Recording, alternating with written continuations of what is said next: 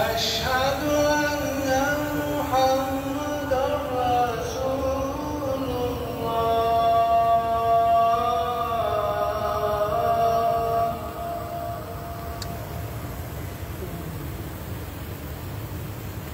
حي على الصلاة.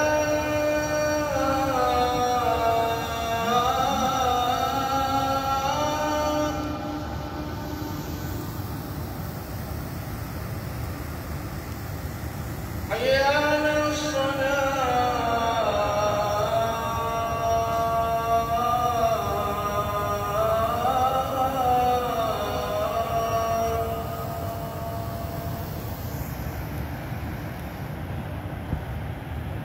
حي على الفلاح.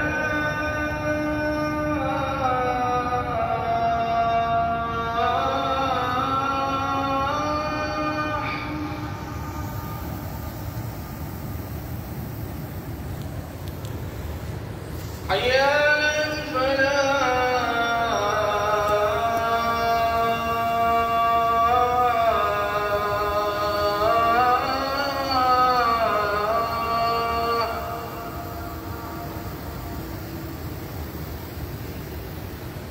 الله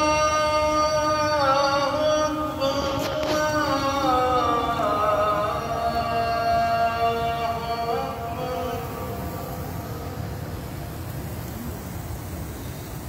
لا إله إلا الله.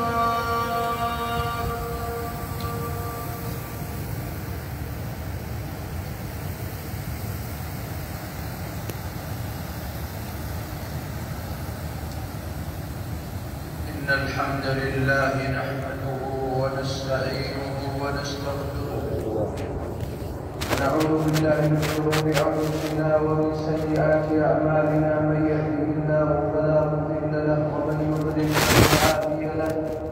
وأشهد أن لا إله إلا الله وحده لا شريك له. وأشهد أن نبينا محمدا عبده ورسوله. اللهم صل وسلم وبارك عليه وعلى آله وأصحابه. يا أيها الذين آمنوا اتقوا الله حق تقاته ولا تموتن إلا وأنتم مسلمون. يا أيها الناس اتقوا ربكم الذي خلقكم من نفس واحدة وخلق منها زوجها وبث منهما رجالا كثيرا ونساء. واتقوا الله الذي تساءلون به والأرحام إن الله كان عليكم رقيبا. يا أيها الذين آمنوا اتقوا الله وقولوا قولا سديدا يصلح لكم أعمالكم ويغفر لكم ذنوبكم. ومن يطع الله ورسوله فقد فاز فوزا عظيما. إخوة الإسلام، في كتاب ربنا جل وعلا ما يقودنا إلى الثبات عند الشدائد ويبعث في نفوسنا الفأل والرجاء عند الملمات والمصائب. فآيتان من كتاب الله جل وعلا اليقين بمعناهما دواء نافع تفرح به النفوس المؤمنة وتنشرح عنده الصدور الموفقة فترتقب اليسر بعد العسر والفرج بعد الكرب. فلا اليأس يدخل في قلب استنار بهديهما ولا قنوط يخيم على نفوس من عمل بمنهجهما. إنهما قول الله جل وعلا: فإن مع العسر يسرا، إن مع العسر يسرا. وعد ممن بيده مقاليد الأرض والسماء أنه ما من شدة إلا ويعقبها فرج ورخاء، وما من عسر إلا ويغلبه يسر من المولى جل وعلا. إنه وعد من الله لعبده المؤمن أن من التجا إليه بتوحيد خالص وتضرع صادق جعل الله له من كل هم فرجا، ومن كل عسر يسرا، ومن كل ضيق مخرجا. فإذا ركبوا في الفلك دعوا الله مخلصين له الدين، فلما نجاهم إلى البر إذا هم يشركون. ودعوة ذي النون عليه الصلاة والسلام ما دعا بها مكروه إلا فرج الله كربه. وذا النون إذ ذهب مغاضبا فظن أن لن نقدر عليه فنادى في الظلمات أن لا إله إلا أنت سبحانك إني كنت من الظالمين. فاستجبنا له ونجيناه من الغم وكذلك ننجي المؤمنين.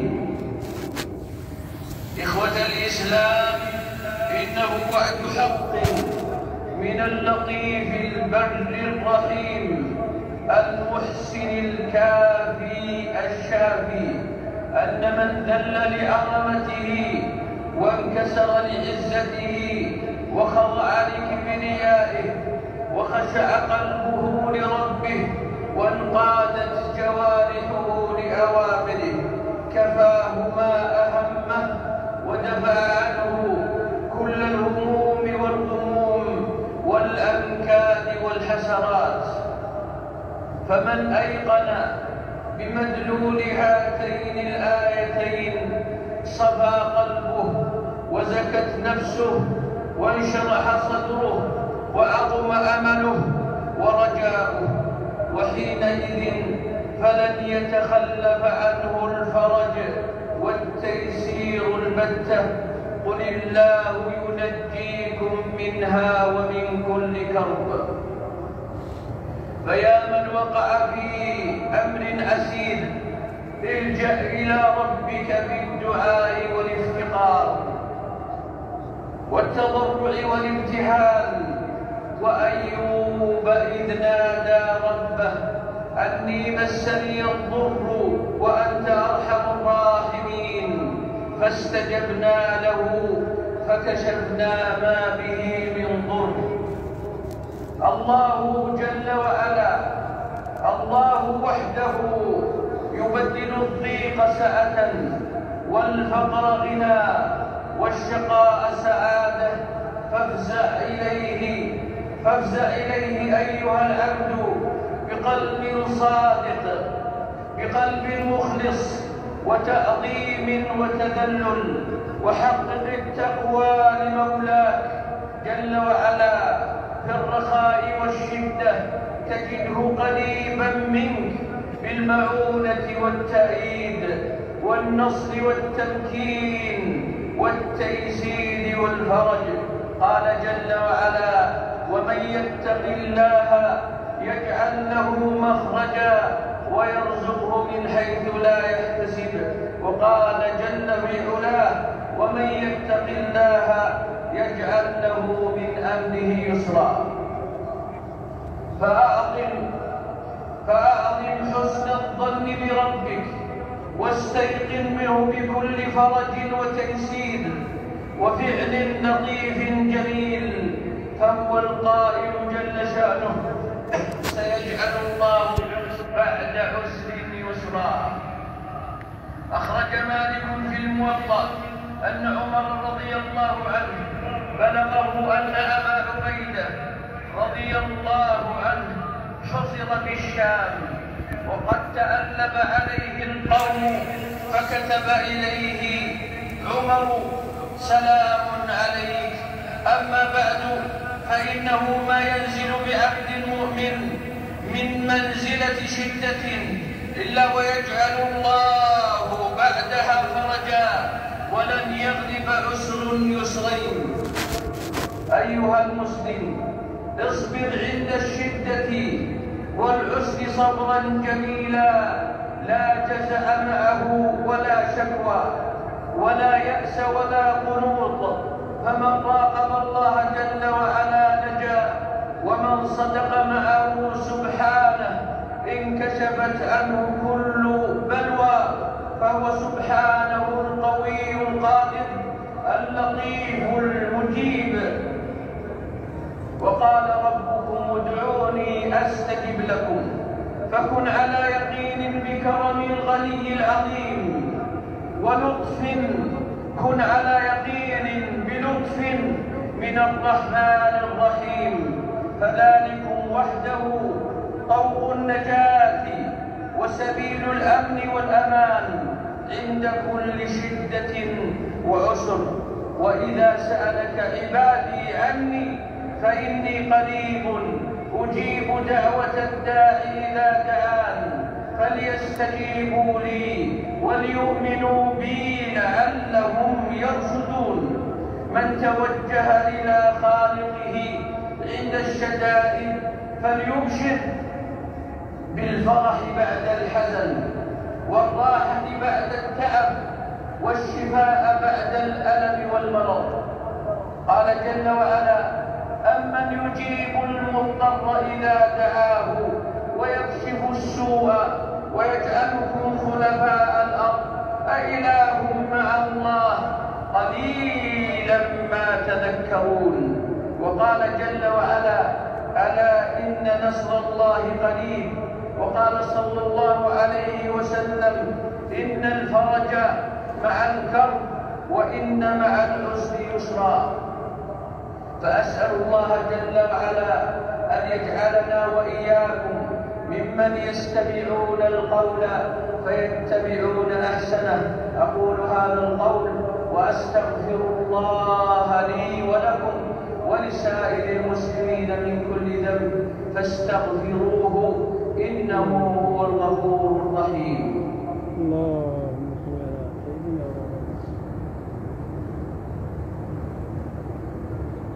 الحمد لله حمدا كثيرا، ولا إله إلا الله الحليم العظيم، لا إله إلا الله رب السماء والأرض، رب العرش الكريم، رب العرش العظيم، لا إله إلا الله رب العرش الكريم. إخوة الإسلام، أيها المسلمون، ومع وعد الله الكريم لعباده بكشف الضراء وتيسير العسير، فالعبد المسلم في كل حالاته ما يصيبه في هذه الدنيا من عسر ومشقة وشدة فيكفر الله بها خطايا عباده وذنوبهم. ولكن من صبر واحتسب أجر وأثيب على صبره جزاء صبره واحتسابه. عن أبي سعيد وأبي هريرة رضي الله عنهما عن النبي صلى الله عليه وسلم قال: ما يصيب المسلم من وصب ولا نصب ولا سقم ولا حزن حتى الهم يهمه إلا كفر الله بها من سيئاته. متفق عليه. ثم إن الله جل وعلا أمرنا بأمر عظيم تزكو به نفوسنا وتنشرح به صدورنا وتزول به همومنا، ألا وهو الإكثار من الصلاة والسلام على النبي الكريم. اللهم صل على محمد وعلى آل محمد كما صليت على إبراهيم وعلى آل إبراهيم. اللهم بارك على محمد وعلى آل محمد كما باركت على إبراهيم وعلى آل إبراهيم إنك حميد مجيد. اللهم يا ذا الجلال والإكرام، يا حي يا قيوم، يا فارج الهم، يا كاشف الهم، الله ربنا لا نشرك به شيئا. نسألك يا الله أن تفرج همومنا وهموم المسلمين في كل مكان. اللهم فرج همومنا وهموم المسلمين في كل مكان. اللهم نفس كرباتهم، اللهم اغن فقراءهم، اللهم اهد ضالهم، اللهم اهد ضالهم، اللهم فرج كرباتهم. اللهم رد من خرج منهم من دياره إلى دياره يا ذا الجلال والإكرام سالما غانما. اللهم آمن المسلمين في ديارهم، اللهم أمن المسلمين في ديارهم، اللهم اجمع كلمتهم على الحق، اللهم ردهم إليك ردا جميلا، اللهم ردهم إليك ردا جميلا. اللهم اغفر للمؤمنين والمؤمنات والمسلمين والمسلمات الأحياء منهم والأموات. اللهم إنا نعوذ بك من زوال نعمتك وتحول عافيتك وفجاءة نقمتك وجميع سخطك. اللهم احفظ ولي أمرنا وولي عهده، اللهم احفظهما بحفظك، اللهم اكلأهما برعايتك وعنايتك. اللهم اجعل التوفيق والنجاح والفوز حليفهما يا ذا الجلال والإكرام. اللهم انصر بهما كتابك وسنة نبيك محمد صلى الله عليه وسلم. اللهم وفق جميع ولاة أمور المسلمين لما فيه رحمة رعاياهم ولما فيه خير شعوبهم.